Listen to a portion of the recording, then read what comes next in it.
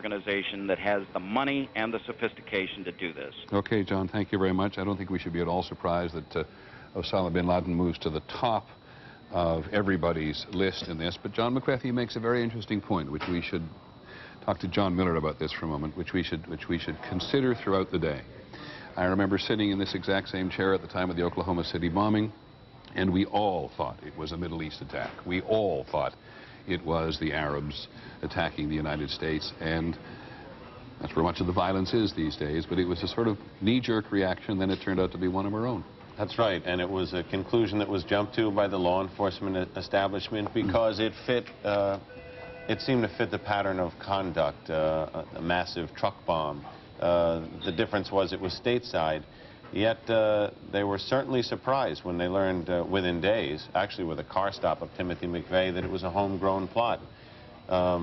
These are bellwether events. When the World Trade Center blew up in New York City in 1993, everybody sighed and said, well, we said it couldn't happen here, and it finally has. When Oklahoma City blew up, they said we knew it could happen here, but we never thought it would be brought on by our own. This event certainly transcends either of those events by several-fold. And, of course, as you pointed out, people are already jumping to speculative conclusions. But whoever is behind this put together an incredibly sophisticated program. Just the idea that you would have multiple operators in multiple cities with the ability to get onto a plane with either the weaponry or false weaponry or explosives to be able to pull off a hijacking, again, probably with a locked cockpit. 3 of them, maybe. Again, a hijacking and another hijacking and another, and maybe one that's still aloft, that you would be able to, and this is the part that has confounded me, and you touched on this, how do you make a pilot in a plane full of passengers into a suicide pilot, a kamikaze, to slam into a building? And if you do not, how do you, as the terrorist, have the level of sophistication to take over the controls of a sophisticated airliner jet plane to be able to fly accurately into targets like hitting dead center into the Pentagon, which is a low building? You heard John McCarthy saying knocking off telephone poles, knocking down telephone poles as it came along. Dead hits into the World Trade Center, one at the center, one near the top. As you pointed out, there's a lot of mystery to this, confounding mystery, an incredible scope. Let's listen to this woman quickly.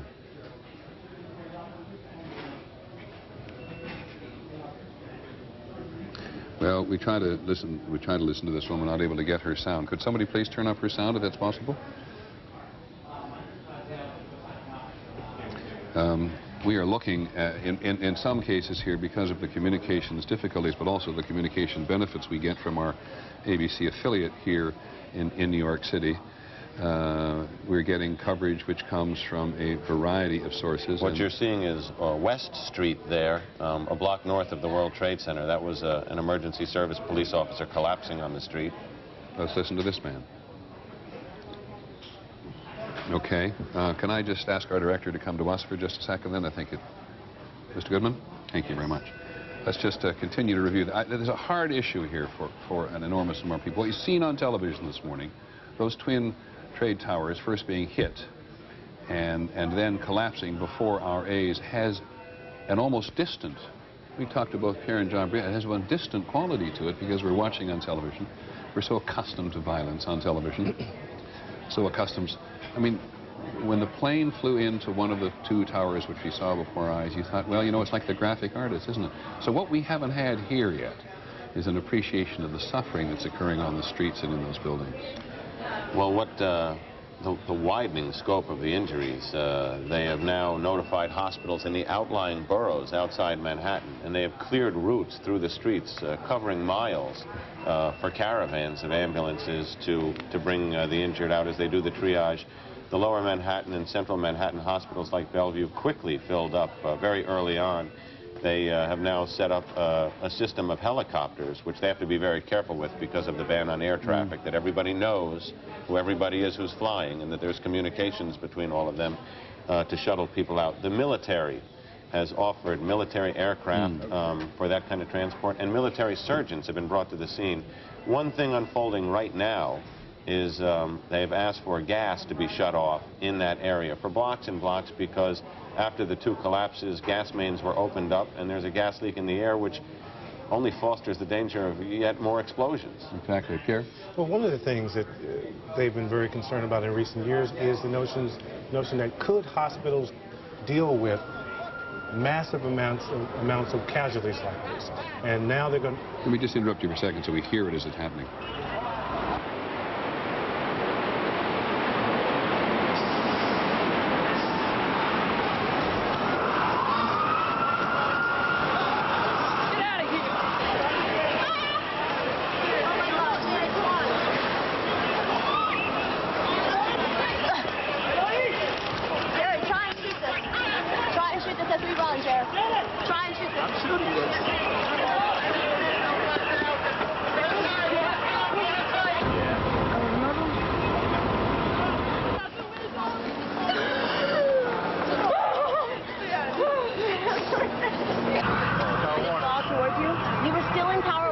Just come out, we're walking. Just come down. The second everyone's being asked to get down, come down. The people are now panicking again. Give him that. Give him that. You can walk. You can film it. Yeah. Make a hole. Give him that. Make a fucking hole. Make a fucking hole. Make a fucking hole. Fuck off.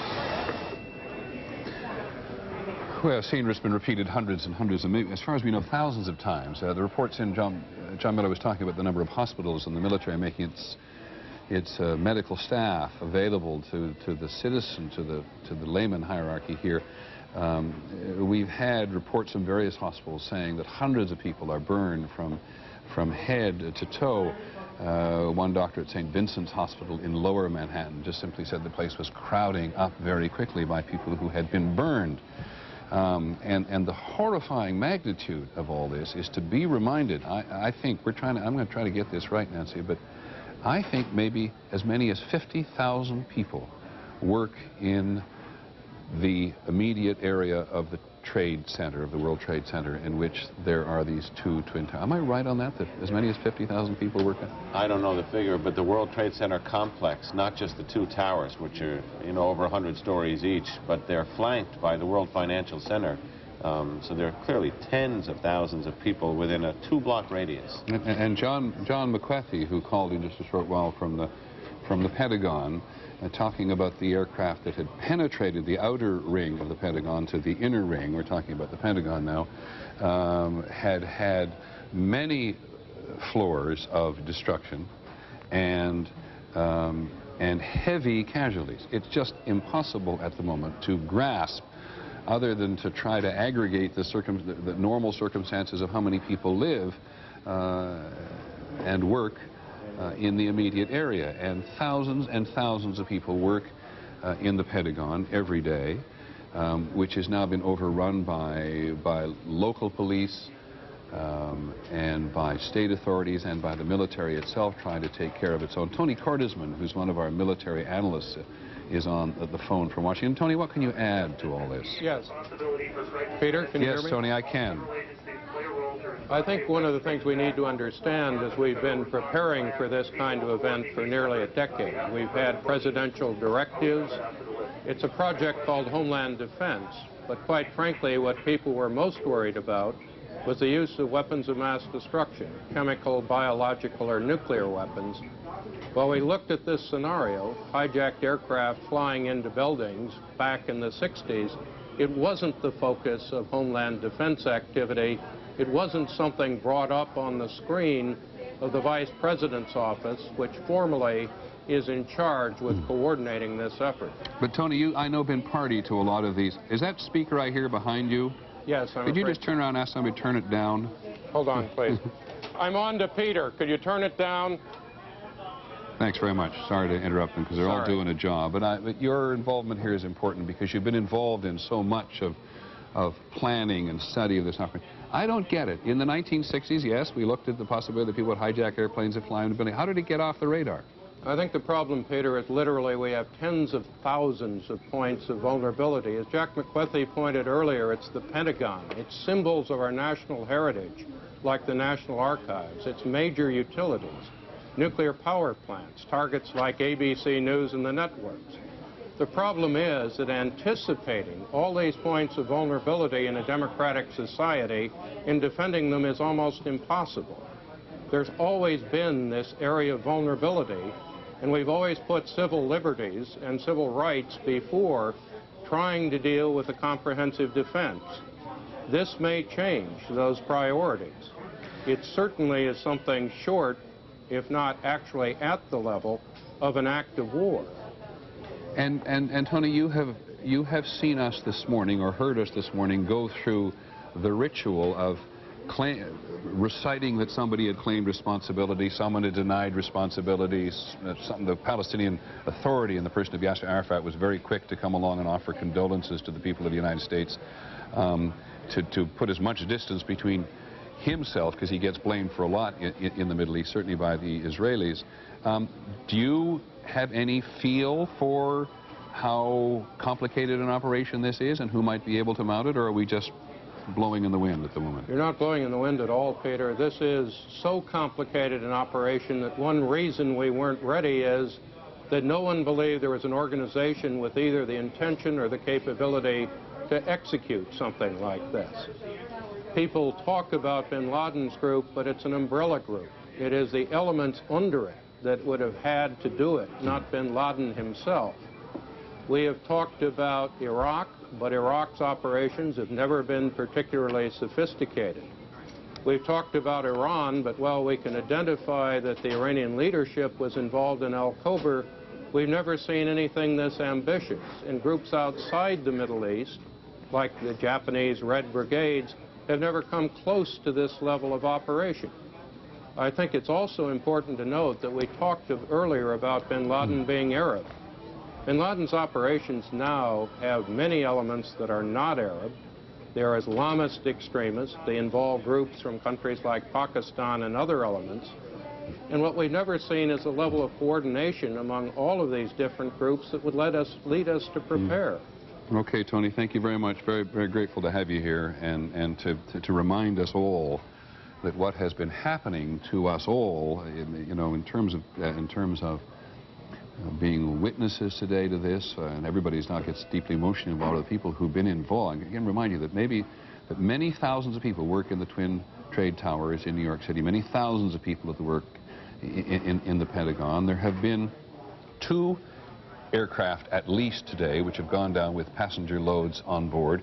And in fact, there has been a 3rd crash in Pennsylvania, which I shall bring you up to date on in just a moment. But we've had a written statement from American Airlines this morning, and let me just read it to you, or parts of it as it come. American Airlines confirms it lost 2 aircraft in what it describes as tragic incidents this morning. There was Flight 11, which was a Boeing 767 en route from Boston to Los Angeles with 81 passengers, 9 flight attendants, and 2 pilots on board. That aircraft was hijacked, to the best of our knowledge, and flown into the trade towers in New York. And Flight 77, a Boeing 757, offering from Washington Dulles to Los Angeles with 58 passengers and 4 flight attendants and 2 pilots.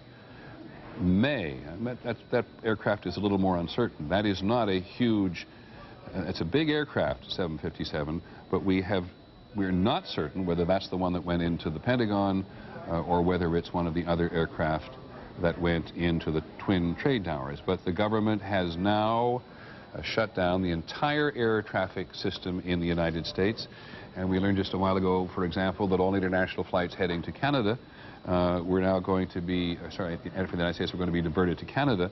And the Canadians have now shut down their entire air traffic system as well. A reminder of how close the 2 nations live together, and how Canadian airports from one end of the country to the other are within an hour's flight or less in some cases of major American targets. So now let's get involved with one more crash to start with. ABC's Lisa Stark, who covers aviation, is on the phone with us from Washington, or at least I believe in our bureau. Lisa, can you hear me? Actually, Peter, I'm in Seattle today, ironically, for an aviation conference. Okay, well can you hear me, Peter? I can indeed, Lisa, and tell me what you know. Well, what I know is that the flight that went down outside Philadelphia, I believe, in Pittsburgh, was United Airlines Flight 93. It was a Boeing 757. It was en route from Newark to San Francisco. I do not know how many people were on board that plane. United is also saying now that they are concerned about a further flight that apparently is still missing. Flight 175, it is a Boeing 767. It was scheduled from Boston to Los Angeles. That flight apparently is still unaccounted for, according to officials from United. So at least we believe there's at least one more plane that may still be flying around, in U.S. airspace. Obviously, Peter, I've also learned that one of the planes that went into the World Trade Tower was tracked by the FAA. They knew, I don't know if they knew it was hijacked or if they just knew something was wrong. Obviously, it had deviated from its flight path. They were able to track it on radar, and they did track it to Lower Manhattan. That is the latest we know about the flight. Lisa, this may seem an awfully dumb question, but given the fact that the airlines, the major airlines, operate in such an intensely coordinated way, at least with their own operation centers, how is United Flight 175, a 767 from Boston to Los Angeles, thought to be missing and unaccounted for? Well, all United is saying is that they are, quote, concerned about that flight. What I believe is that probably that flight was hijacked as well. Where it is right now, I'm sure perhaps the FAA, the FBI, and those folks know where it is. We are not being told, but there may still be another plane flying out there that has not yet crashed or landed or whatever will happen to it.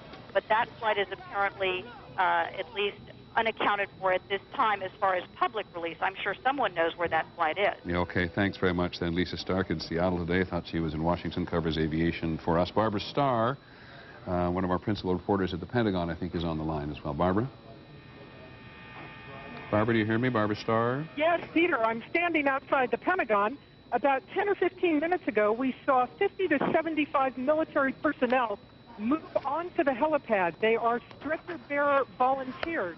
They have been assembled to go in and recover any potentially dead or wounded. And we have talked to an eyewitness who was down on the helipad earlier this morning, where the fire is, of course, still ongoing.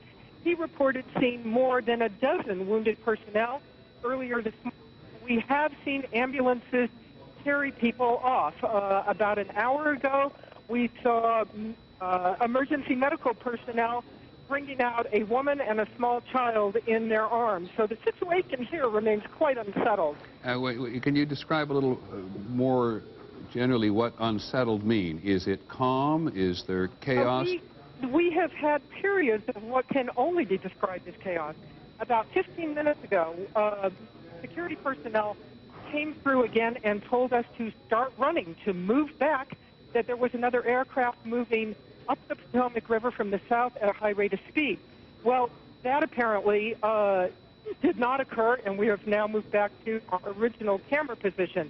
So the police are quite at a point of quite high tension here this morning, and any little ripple is having them move people back to stay away from the building. They are extremely concerned about another attack and a potential additional explosion. They are taking every precaution. Understandable. Barbara, the portion of the building that was breached when the aircraft crashed into it, do you know what happens in that part of the building? Well, we're looking at it right now. Fire trucks are still pouring water more than an hour or better after the explosion onto the flames.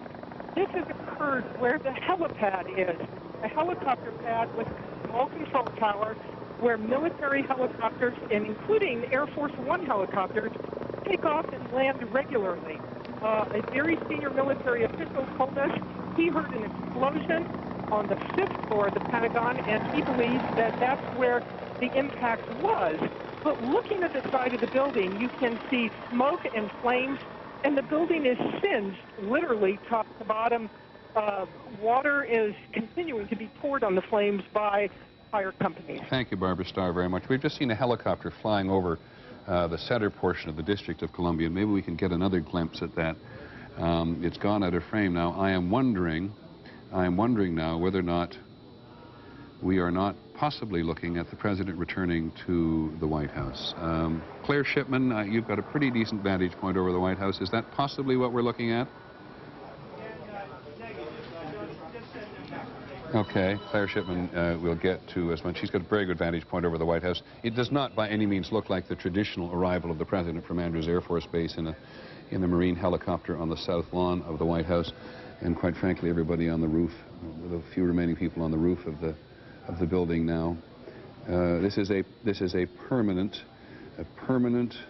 guard. I think we're all in the country familiar with the fact that this is a permanent military installation on the top of the White House, as there is one of the really intense perimeters around that.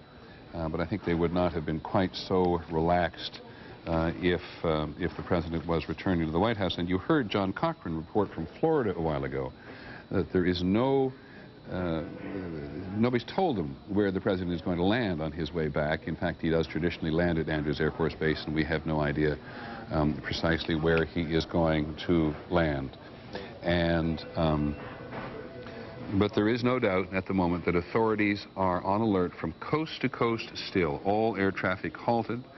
All high-profile buildings in New York City, certainly in the District of Columbia, all of the national buildings have been evacuated. It's certainly been true in Chicago. The Sears Tower of Chicago was evacuated. So were the tallest skyscrapers in Boston, Cleveland, and Minneapolis, and the Space Needle as well in Seattle was closed. Military bases all across the country went on alert, on a variety of stages alert. In Washington, military personnel were put on what's called alert level Delta, which is the highest possible alert status, and military personnel throughout the country were put on Charlie threat level. For people who follow those things, we say them often without knowing what they mean, but they're both pretty high states of alert. There was extra security put in place at the Department of Energy's nuclear weapons and research complex in Oak Ridge, Tennessee.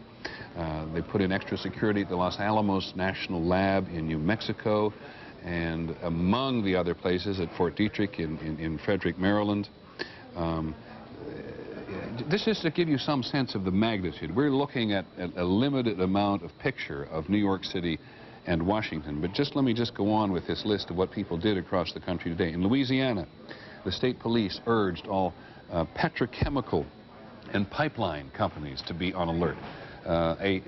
In this particular tension, a target which people who study terrorism believed which was vulnerable. In Los Angeles, all of the police in Los Angeles went on tactical alert and mobilized their anti-terrorist division. You recall before the World Trade Fair, the World Trade meeting that was held up in Seattle, one of the last times the system really worked and everybody efficiently was when they caught a guy coming across the border from British Columbia and Canada with a view to blowing up the Space Needle, I think it was at the time, in the Space Needle in Seattle. That's what they originally suspected, and then later updated it. Turned it into something in Los Angeles. When he began to cooperate, he admitted his plan was to set off a massive bomb inside the terminal of LAX, Los Angeles Airport. That's right. And what I remember at the time about that, John, which is why everybody in the country is so on edge today, is, here was a guy who was picked up by one agent at one border crossing in the country because he was sweating.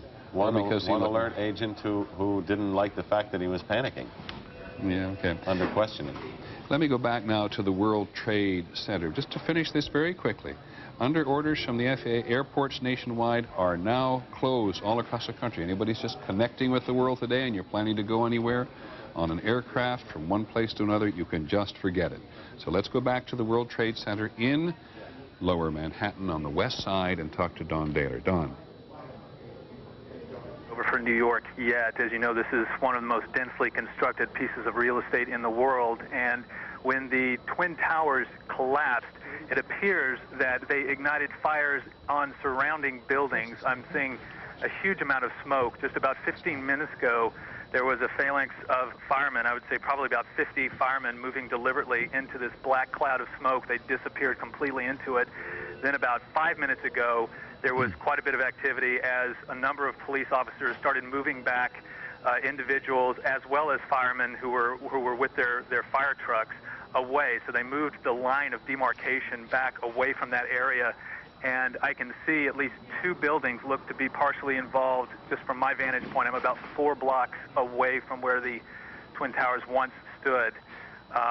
Right before the second tower collapsed, when you and John were talking about the concerns over that possibility, Mayor Rudolph Giuliani walked right past me here on Church Street and Duane Street, again about 4 blocks from that area, moving his entourage out of that region, and then just moments later was when the collapse happened. There was a complete cessation of ambulances and any kind of emergency traffic in this area for about 5 minutes, and then slowly I saw 1 or 2 ambulances trickling out of this incredible cloud of dust with debris on top of them. Some of them had broken windshields. There was a police car that came by that looked like the top had been almost completely stove in. And that's one of the most disconcerting aspects this morning has been on this avenue that has been opened up, Church Street. There's just been a trickling of emergency vehicles coming out of that scene and towards the hospitals. I'm not sure how much they've been trapped down in that area or whether they moved away and are going to some of the other area hospitals that don't come by here. But I have not seen anywhere near the number of ambulances leaving the site that one would expect. Don, let me ask you this. Do you have, and I realize this is a tough one to ask you to speculate about, after the attack occurred on the aircraft, the first aircraft attack on one tower and then the second one, how many people managed to get out of that place before they collapsed? Have you any idea? Would you see a large number, small number? I saw a river of people at first running when the first attack happened. There were screams. A lot of people were looking up in shock. And then about, I would say, a minute and a half later, there was a steady stream of people moving from closer to that area, running up the streets. Then, of course, as I guess is human nature, a lot of people stopped, feeling that they were maybe far enough away that it was safe, started looking up, talking, pointing, and then the second plane hit. And that, again, caused another stream of panic. As the police started to respond and started to try to clear the streets, there was a very calm, organized evacuation of the southern part of Manhattan. I saw no panic whatsoever. It was very calm. The police were directing traffic, getting all the cars out of this area, getting all the people north. But when the first tower, the one that actually was that you saw, was the second tower hit, but the first tower to collapse, fell, then it was mass chaos. And there were thousands of people running up the streets. This billowing cloud of dust and debris came washing up over here, four blocks away, which only exacerbated the chaos of the moment. And then from then on, from the time that the first tower collapsed, there was just the street here, Church Street, was just full of people covered in dust, holding their handkerchiefs or papers over their mouths to try to breathe, moving northward away from this area. That stream trickled out, and then when the second building collapsed, once again there were more people, but this time when the second building collapsed, I witnessed firemen who were helping one another, struggling up the street, covered in debris. There was a police officer who was being carried by 2 other police officers trying to get out of that area. So there was obviously a lot of collateral damage with the people around that area. I would say even not just at the base of it, but for them to have gotten to my point that quickly, they would have been injured probably 2.5 blocks away from where the towers fell. Don, thanks very much. Don't go away, because you've helped us appreciate at ground level what, as I said before, seems almost surrealistic when you look at it on television. In terms of people getting out of the trade towers, do you have any sense at all? Have you heard anything, even anecdotally, from the cops about how many people managed to get out of the building before they collapsed? No, absolutely not. But you can imagine that the World Trade Centers, I'm not sure how many elevators exactly they have, but I have been in those buildings, and I think there are around 20 elevators in each. If they shut down immediately, you can imagine the people who would be streaming down the fire escapes and the stairwells. There's also, I don't know if it was the case now, but I do know that one of the towers had a major elevator that went all the way to the top that was malfunctioning and has been malfunctioning for at least a month. They've been having a lot of trouble with that. Not that that would have made any kind of difference, of course, once those elevators shut down. As soon as I imagine the fire alarms go on and that kind of thing, it's de rigueur that the elevators are not to be used in that situation. If the elevators go all the way to the top, and that's where the extent of the damage was at the very top of these, there's probably no way that anyone on the lower floors was able to use elevators. So they were all going down the stairwells. And one can only hope that there was quick enough reaction that they did get clear away, that they did not stop at the base. Thank you, Don, very much. You know, somebody said, looking at the Pentagon this morning, that it reminded them of World War II. Clearly a person too young to remember World War II.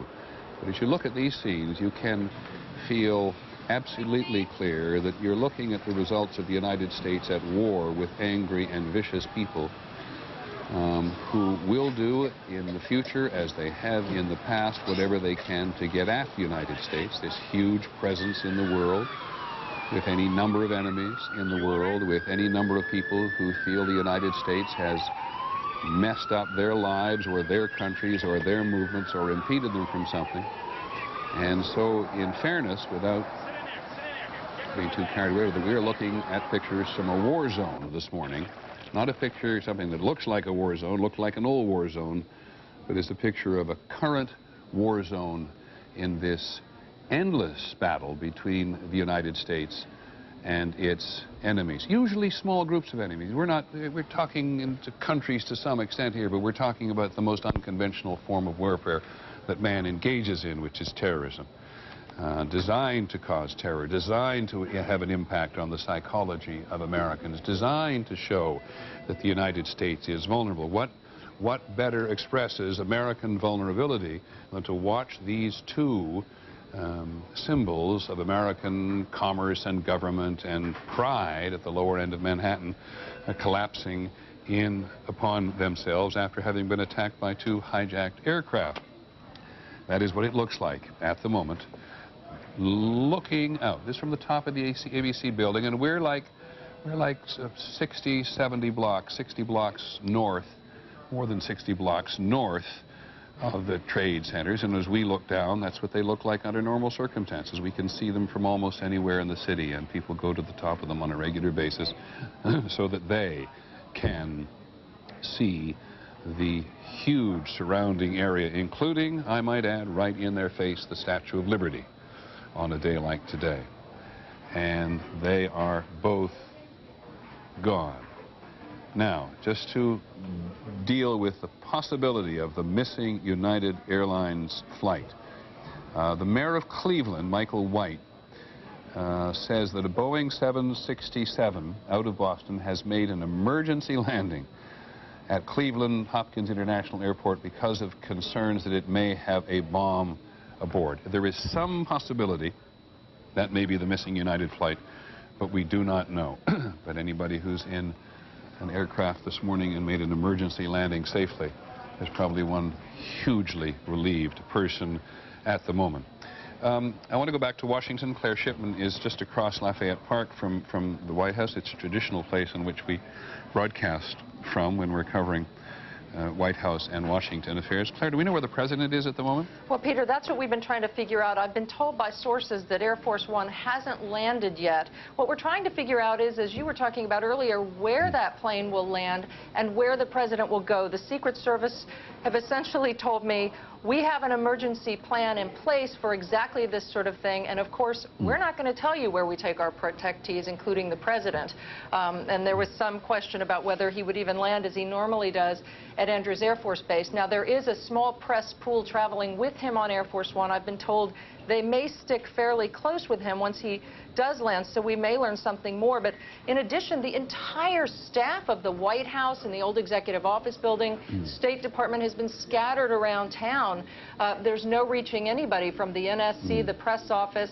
They're all trying to set up temporary offices, and at some point they may have them up and running. But right now, there's very little information about how this government is running and from where it's being run. And of course, Claire, these are all really, truly important psychological factors in the war between the United States and those people who would harm it, because if the government is seen to be in, I don't mean to suggest disarray, but seen to be uncertain, then this is going to simply make America's enemies happier. Oh, absolutely. This is exactly the sort of response they would like to have. And of course, this government doesn't make this sort of evacuation decision lightly. Remember what you were talking earlier about the Oklahoma City bombing. They didn't evacuate at that point. We all stayed in the White House because they didn't feel it was necessary, and they don't want to do it unless they believe it is absolutely necessary. I have been saying, perhaps you will think too blithely, that the president is no safer than he is in the White House. Is that the conventional wisdom among the current White House press corps? You mean... That the president wants to be in the safest place, he's in the White House, unless he's in a bunker somewhere. Well, I think that is normally true, but again, in a situation like this where it's obvious that they're just not sure what's going to happen, they believe there are safer places for him. The Secret Service told us absolutely they have places they believe are safer for their protectees than the White House. Remember, we talked about this earlier, but just a couple of years ago, a plane landed on the White House lawn. Right. So mistakes do happen in terms of the protection of the president, and they don't want to take any chances at this point. Thanks very much, Claire. But one more question. We try to track the political leadership in the city generally, and I realize this is in large measure a serious effort, but also something of an academic exercise. Where are the leaders of the Senate and the House at the moment? Well, we've been told that the leaders of the Senate, at least, have also been, according to a plan, taken to safe destinations, and we can't find out where. Colin Powell, we're told, is on his way back from Peru. He would also be taken to that sort of safe destination, presumably with the president. Okay, thanks very much, Claire. People at home, I think, know by now that we get information from a variety of ways, and here's a piece of information about the president's advisors that Claire may or may not be party to. That they're preparing a list of options, including closing the nation's borders. Now, we all know, as the struggle over legal and illegal immigration and the desire that people have to come to the United States, how difficult that is. But the notion, we've now got all the airports in the country is closed down. We've got all the Canadian authorities pretty much mounting the same kind of operation there, at least temporarily, to see that nobody uses a Canadian airport in order to get an aircraft off the ground to come in this direction. Customs, U.S. Customs, has moved to something they call Threat Level 1, which is the highest state of alert that the Customs Department has, the Department of Treasury, of course, has. All air and marine assets are now on alert. We think covered that before in terms of the state of the military. The borders are not closed, and we are told by immigration and by customs at this point there have been no unusual incidents at any of the border crossings, either between the United States and Mexico or between the United States and Canada. And several, it seems like it's not very long ago, it's only been 3 hours, almost to the minute, since this actually happened. And early on, we made the observation that in some respects this was not in some respects, this is the most serious attack on the U.S. mainland since Pearl Harbor. And I notice now that at least one senator in Washington, Senator Chuck Hagel of Nebraska, referring to that attack 60 years ago, which so surprised the nation, has now called this the second Pearl Harbor. And so much, of course, is different in the world, and yet one should not be surprised if this comes to be referred to that in the days and in the weeks ahead.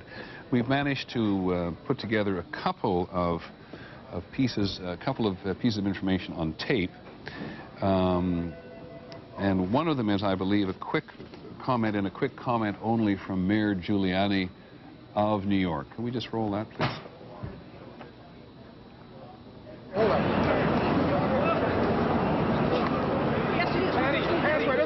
Put your mask on. Put your mask on. I'll put it down. Mayor, what's the situation right now? The situation is that 2 airplanes have attacked, apparently. Can't go to sleep. Why? They should not go to sleep. All right, well then let's go north then. Can you tell us basically what happened? 2 airplanes? Stop it. Come with us. Come with us. Well, let's talk a little later, okay? Okay. Right. City Hall. Okay. You could never ever underestimate how important the political leaders are and their respective communities are to the country at this moment. Mayor Giuliani, who's coming to the end of his term in office, down there, a very characteristic fashion of him, John Miller, to go immediately to the scene. Some mayors have not, and it has cost them politically, but you see in that early picture, maybe that's an hour or so ago, in which he's just caught of as much guard as anybody else. And he's covered with dust. He's walking with his principal bodyguards.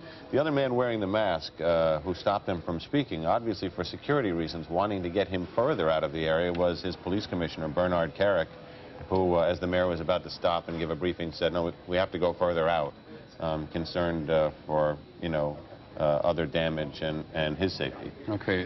Senator Schumer of New York is, I believe, on the phone. Senator, are you there? And can I ask where you are? Yeah, I am in Washington, Peter. Good.